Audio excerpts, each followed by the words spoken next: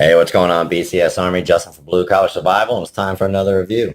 First off, I'd like to give a shout out to Bruce McConnell for loaning this to the channel. He is a friend of the channel and actually a friend of many of the channels in us YouTube reviewer family. He's passed this around with several of us, so I'd like to thank Bruce for his contribution to our channels. All right, so today we'll be doing the CRKT Raikiri. I hope I'm pronouncing that right, but it is a Duhara design, and it has the field strip technology. And let's go ahead and get some size comparison before we get into this. This is a large knife. So here, we'll go with another large knife right off the bat. It is actually a little bit bigger than the Paramilitary 2. Got another field strip technology one. That review is coming as well. Larger than the home front. And we'll do, actually, you know what? Let's throw a bug out next to it since it's so little, but to give a little more perspective. So, all right. So it is a large knife. I mean, overall, I believe it's almost 9 inches. 8.8 inches. So yeah, it's, I think 8 and 13/16 inches total. It is a very large knife. It's got a hollow grind blade. And the blade, I kind of like the blade almost as far as it goes. I'll throw the specs up on the screen real quick for you guys to check out while I kind of get the clean the blade up to show it off some. All right. So it is a 4116, which is a generally a German steel. It kind of falls in the same range edge retention wise as your 400 series. Basically, it's on the lower end, kind of in HCR 13, 440, 420. It's in that range basically. Super easy to sharpen. I'll go over a few things real quick I like about this knife, and then we'll throw the scores up for what I got for the recruiting system. So a few things that I like. I love the field strip. Let's go ahead. I know most people just want to see that. Fairly simple to do. If you get it all the way. 3 pieces is it. The liner is just screwed right into there. And you see the big wide liner. So there is no liners, just your steel or aluminum handle, which should be all right. And back together. You just squeeze the pivot together. Crank the wheel so it's nice and tight.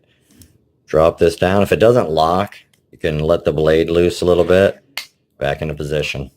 One thing I will warn about, I was flipping with some of these field strip, and I like to put my thumb here every now and then, and I noticed sometime I would unlock it. So just something to watch for when you're fidgeting around with it or trying to open it up.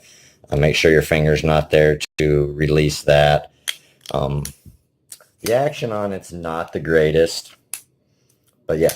Anyway, the rest of the things I like about it, I like the blade shape. I'm into the Warncliffe design. I like that. It's a good working style blade. Fit and finish is really good. I can't really find anything that's real bad for the fit and finish wise. Everything looks good and is real clean. Ease of sharpening is the other one that's pro for me. This steel here, and with the blade profile being like it is, I mean, it's a straight shot, so very easy to sharpen. Stone, belt, any way you're going to do it. So very easy to sharpen. Into the so-sos, I would say pocket clip. It's not horrible. It actually rides in the pocket pretty good. With it being offset like that, it sits really nice in the pocket. It's not much of a hog as it would look because it's fairly wide at 1.25 inches wide. The action is another one that's so. These don't have the greatest of action. All of them that I've played with so far don't have the greatest of action. They not real smooth. I mean, they work. They get it done, but all right. And now the cons. She's clunky. I ain't even gonna lie. She is clunky. There is no ergonomics to this handle. It does not feel the greatest in hand. That's another one of the downsides I had was in hand.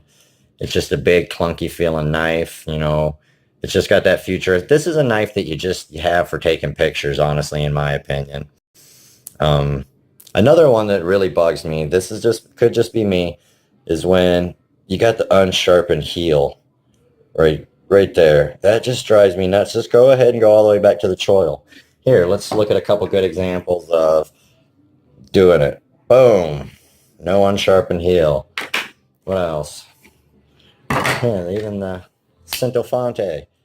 Boom. No unsharpened heel. And here is one of the best ones. Ozark Trail, $4 knife. Boom. No unsharpened heel. They did a better job with the Ozark Trail knife. I hate it. Drives me crazy. It's hideous. It's ugly. I don't know. I just take them out of there generally. And then my final con is such a big knife with such a soft steel. If you're going to actually use this knife, this is one that you're going to use for a utility purpose, or you're going to be cutting a lot of heavier stuff. And I don't know. For me, it's just a big knife like that. A little harder steel would be nice. So I'll go ahead and throw the overall score up for what I got for everything. It didn't fare very well. 2.38. So this one falls in the meh range for me. The design for me is just too futuristic looking. It looks like a transformer gone wrong. So, but if you're into that kind of stuff, like I said, this is just my opinion. It's got a T9 torque to adjust the pivot some. Might as well throw that in there quick. And a nice liner. The liners are nice, big blade, nice big liners. Something that drives me crazy when you got a big blade and a little thin liner. But weight-wise, as big as it is, you'd think it'd be a little heavier, but it's only 4.9 ounces. It's not super heavy. $62 though.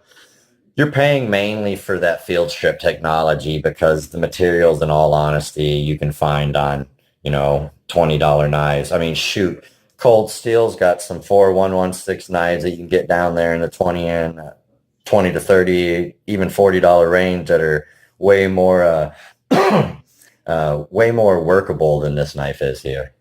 So like I said, for me, this is kind of a meh, take it or leave it. One man's opinion. This is just my opinion. This is one that I would not add to my collection. If I did, it would just take pictures. All right, guys. So this is all I got. This is Justin for Blue Collar Survival.